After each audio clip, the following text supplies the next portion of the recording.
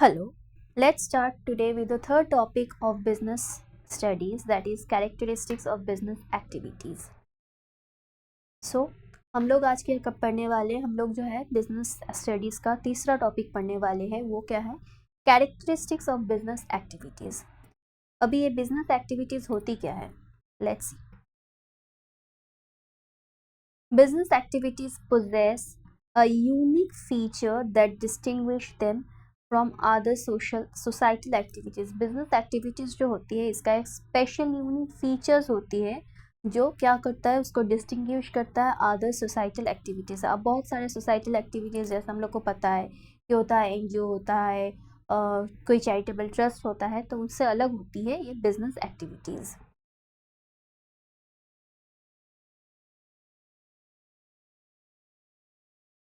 Activities primarily aim at earning profits through the production and sale of goods and services। यहाँ पे क्या बोल रहा है कि बिजनेस एक्टिविटीज़ जो होती है उसका मेन पर्पस क्या होता है?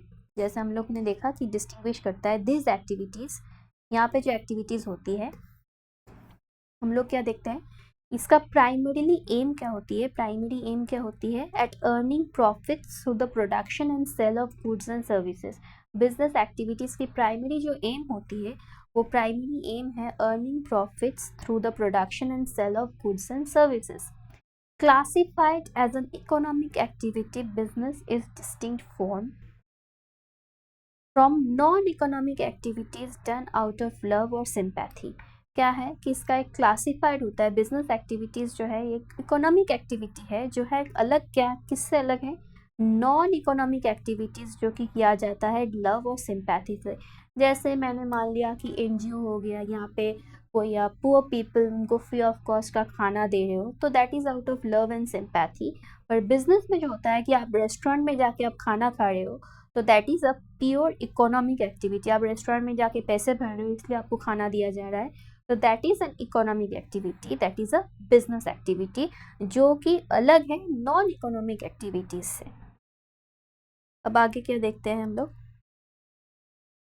It involves regular engagement in trade, production or service provision with the main objective of generating profit by meeting the needs and wants of consumers।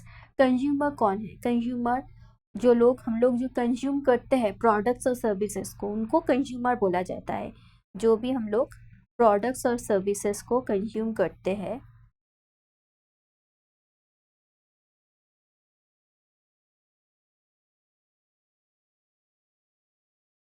उनको बोला जाता है कंज्यूमर्स।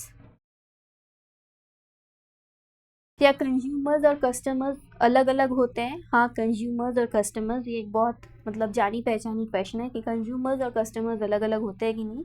हाँ, कंज्यूमर्स और कस्टमर्स जो है अलग अलग होते हैं। जैसे आप मान लिया कि मैं जाके कपड़ा खरीद रही हूँ अपनी मम्मी के लिए, तो I am the customer but because I am buying the product, but my mother is the consumer because she is using the product. जो प्रोडक्ट और सर्विसेज को यूज़ करते हैं उनको बोलते हैं हम लोग कंज्यूमर, और जो खरीदते हैं उनको हम लोग बोलते हैं कस्टमर।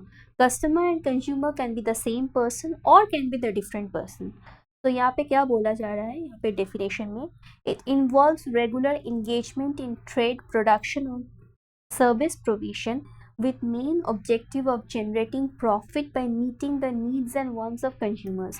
हम लोग के कंज्यूमर्स की जो नीड्स एंड वांट्स है उसको मीट करके इनका मेन ऑब्जेक्टिव होता है प्रॉफिट जनरेट करना, क्योंकि कोई भी नहीं चाहता कि अपना बिजनेस जो है वो लॉस में रन करे। तो हम लोग का जो मेन ऑब्जेक्टिव है या फिर बिजनेस एक्टिविटीज़ का जो मेन ऑब्जेक्टिव है वो है प्रॉफिट जनरेट करना by meeting the needs and wants of consumers.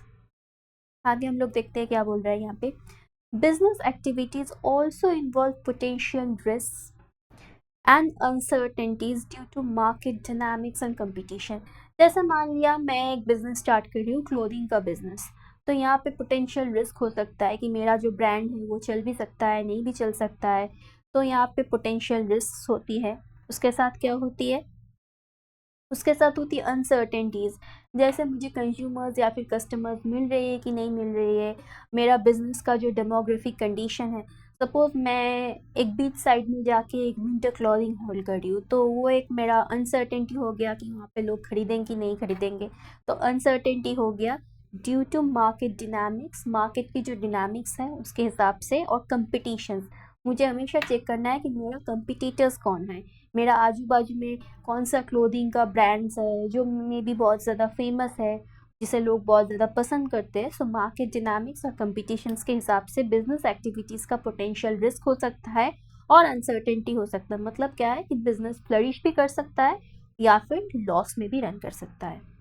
So this is a very simple meaning. They create utility by adding value to products and services, enhancing their usefulness to consumers. They create utility, क्या है कि हम लोग जो utility create करते हैं, कोई भी business activity में हम लोग utility create कर सकते हैं by adding value to the products की जो है ना, उसको हम लोग क्या कर सकते हैं। सपोज आप एक क्लोथिंग का ही समझ लो कि आपका एक कोई क्लोथिंग का बिजनेस है, तो आप क्या कर सकते हो, आप प्रोडक्ट में वैल्यू ऐड कर सकते हो, जैसे आपने कपड़ा का क्वालिटी बेटर कर सकते हो, या फिर जैसे मान लिया कि आपका कोई सर्विस बेस्ड कंपनी है, तो आप उसका सर्विसेज आप प्रोवाइड कर रहे हो कंज्यूमर्स को, तो उसका सर्विस आप बेटर कर सकते हो। क्यों? By enhancing the usefulness to consumers, consumers की जो भी यूज़फुलनेस है उसको एनहांस करने के लिए। जैसे कंज्यूमर्स, जैसे मान लिया अमेज़न है, अमेज़न में आप कभी भी कॉल करते हो, जैसे 24/7 they have this customer service, right, कि आपका कोई भी प्रॉब्लम हो रहा है तो आप 24/7 आप कस्टमर सर्विस जो एग्जीक्यूटिव है उनके साथ आप कनेक्ट कर सकते हो। ये क्यों किया जाता है? ये किया जाता है एनहांस करने के लिए to the usefulness of the consumers, ताकि ये कंज्यूमर्स हम लोग रिटेन कर सके, उसका हम लोग जो यूज़फुलनेस है उसको एनहांस कर सके और उसमें एक वैल्यू ऐड कर सके, प्रोडक्ट में एक वैल्यू ऐड कर सके। आगे देखते हैं क्या बोला जा रहा है यहाँ पे। Customer satisfaction is a core aspect achieve through quality of goods and services. Customer satisfaction, हम लोग कैसे कस्टमर सेटिस्फैक्शन अचीव कर सकते हैं कोई भी बिजनेस में, इज़ अ कोर एस्पेक्ट, मतलब क्या है कि कोई भी बिजनेस का एक कोर एस्पेक्ट होता है, मतलब मेन मुद्दा होता है। मेन मुद्दा क्या होता है? कस्टमर सेटिस्फैक्शन जो है वो मेन मुद्दा होता है, और ये कैसे अचीव किया जा सकता है? Through quality goods and services. आप खराब चीज़ मार्केट में बेचोगे तो ऑब्वियसली कोई भी कस्टमर आपका चीज़ ज़्यादा खरीदेंगे नहीं, तो obviously over there is not a customer satisfaction. Customer satisfaction कब आएगा? जब आप सही चीज़ प्रॉफिट के हिसाब से मार्केट में बेचेंगे, तो then it becomes a core aspect and smart this, then it will become a core aspect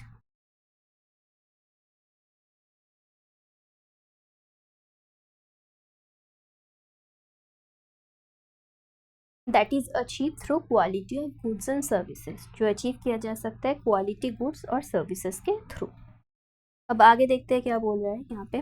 बोल रहा है कि business operations are a continuous process requiring constant adaptation management and businesses also consider their social responsibility by striving to operate ethically and sustainably. Business operations ऐसा नहीं है कि आज ने अपने एक बिजनेस खोल लिया और यहाँ पे आपका कोई मॉडिफिकेशन आप नहीं कर रहे हो, कोई अडाप्टेशन आप नहीं कर रहे हो, कोई प्रोसेस आप नहीं चेक कर रहे हो, तो आपका बिजनेस कभी भी नहीं टिकेगा। तो बिजनेस ऑपरेशंस क्या है कि कोई भी बिजनेस ऑपरेशंस के लिए इट्स वेरी इंपॉर्टेंट कि एक कंटिन्यूअस प्रोसेस में वो बिजनेस को मॉनिटर किया जा सकता है, मतलब मॉनिटर करना चाहिए उस बिजनेस को, रिक्वायरिंग कॉन्स्टेंट अडाप्टेशन, कि जैसा जैसा रिक्वायरमेंट्स है वैसा वैसा आपका बिजनेस जो है वो अडाप्ट करे। जैसे गर्मियों का मौसम है, you need more, for example for a clothing business, गर्मियों का मौसम है, so you need more of the cotton clothes, you cannot produce silk cloth that time, so as per the adaptations you are producing more of the cotton garments। so constant adaptation, और उसके साथ management एक team management.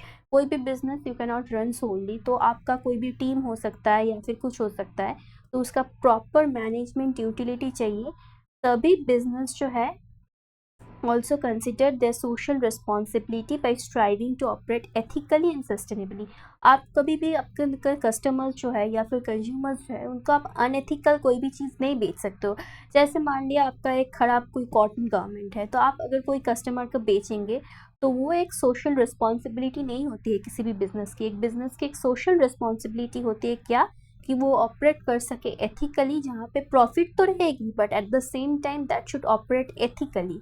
मतलब सच्चाई के साथ वो operate करनी चाहिए और सस्टेनेबली, ताकि वो लंबे समय तक टिक सके। ऐसा नहीं कि आप 5 दिन के लिए कोई बिजनेस ओपन कर रहे हो या फिर 5 महीने के लिए कोई बिजनेस ओपन कर रहे हो और उसके बाद आप क्लोज कर रहे हो। तो उसका एक सस्टेनेबिलिटी होनी चाहिए और उसके साथ उसका एक एथिक्स होनी चाहिए, जो कि बहुत ही ज़्यादा इम्पॉर्टेंट है। और क्या है इसके साथ और भी इम्पॉर्टेंट पॉइंट्स क्या लिखा हुआ है यहाँ पे, कांस्टेंट अडेप्टेशन चाहिए और कंटिन्यूअस प्रोसेस चाहिए एंड मैनेजमेंट चाहिए। कंटिन्यूअस प्रोसेस होनी चाहिए बिजनेस के अंदर, एक कांस्टेंट अडेप्टेशन की जैसा जैसा रिक्वायरमेंट्स आपका बिजनेस वैसा वैसा अडेप्ट कर रहा है, और उसके साथ एक प्रॉपर मैनेजमेंट टीम होनी चाहिए। तभी जाके ये एक सोशल रिस्पॉन्सिबिलिटी बनती है, ताकि ये बिजनेस जो ऑपरेट कर सके वो एथिकली ऑपरेट कर सके और at the same time sustainably operate कर सके। हम लोग आगे देखते हैं यहाँ पे शॉर्ट पॉइंटर्स में क्या दिया हुआ है। तो यही सारी चीज़ें शॉर्ट पॉइंटर्स में भी दिया हुआ है कि बिजनेस एक्टिविटीज़ जो है वो यूनिक फीचर्स है। प्राइमरी एम जो है वो है अर्निंग प्रॉफिट्स। जैसे हम लोग को सबको पता है कि बिजनेस का primary aim is always to earn profits होती है। उसके बाद क्या है, इकोनॉमिक एक्टिविटी होती है distinct from non economic activities. Business activities जो है वो एक इकोनॉमिक एक्टिविटी है जो कि नॉन इकोनॉमिक एक्टिविटीज़ से बहुत ही अलग होती है। उसके बाद क्या है, regular engagement in trade, production और सर्विसेज। यहाँ पे रेगुलरली क्या है, ट्रेड होती है। ट्रेडिंग मतलब कोई भी गुड्स एंड सर्विसेज को खरीदना या फिर बेचना। प्रोडक्शन, मैन्युफैक्चरिंग होती है, प्रोडक्शन होती है, उसको बनाया जा सकता है। और सर्विसेज मतलब कोई भी गुड्स होती है या फिर सर्विसेज का रेगुलर ट्रेड एंड प्रोडक्शन। उसके बाद क्या है, profit motive, fulfil consumer needs and wants. जैसे प्रॉफिट मोटिव्स, अगर आप कंज्यूमर का नीड्स एंड वांट्स फुलफिल करेंगे तभी जाके वो आपकी चीज़ खरीदेंगे, तभी जाके आपको एक प्रॉफिट मार्जिन मिलेगा। तो that is profit motive. Risk and uncertainties due to market dynamics and competition. Market dynamics और कंपटीशन के हिसाब से रिस्क एंड अनसर्टेनिटीज होती है। उसके बाद क्या है,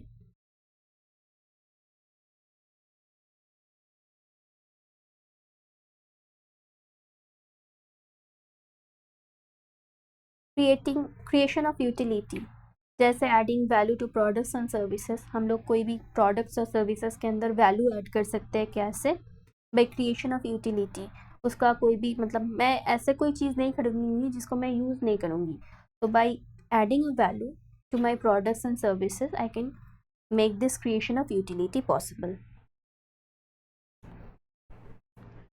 उसके बाद क्या है, कस्टमर सेटिस्फैक्शन, जो कि आपको मिल सकता है किससे, quality of goods and services. आपको कोई भी कस्टमर सेटिस्फैक्शन मिल सकता है। आपको कोई भी कस्टमर सेटिस्फैक्शन कैसे मिल सकता है, quality of goods and services. क्या अगर आप कस्टमर से अच्छी क्वालिटी की गुड्स और सर्विसेज दे रहे हो तभी कस्टमर सेटिस्फैक्शन आपको मिल सकता है। उसके बाद क्या है, कांस्टेंट प्रोसेस, कंटिन्यूअस प्रोसेस। जैसे हमने देखा कि बिजनेस जो है उनका कंटिन्यू एक प्रोसेस होती है, एक अडाप्टेशन होती है। जैसे जैसे रिक्वायरमेंट्स होती है, मार्केट रिक्वायरमेंट्स, वैसे वैसे बिजनेस को अडाप्ट करना पड़ता है। और आगे का लास्ट पॉइंट यहाँ पे क्या दिया हुआ है, लास्ट पॉइंट दिया हुआ है social responsibility, ethical and sustainable operation की। बिजनेस जो होनी चाहिए वो एक सोशल रिस्पॉन्सिबिलिटी होनी चाहिए, जिसके अंदर एथिकल होनी चाहिए। कोई अनएथिकल चीज़ें हम लोग नहीं बेचेंगे कस्टमर्स को, हम लोग नहीं ठगेंगे।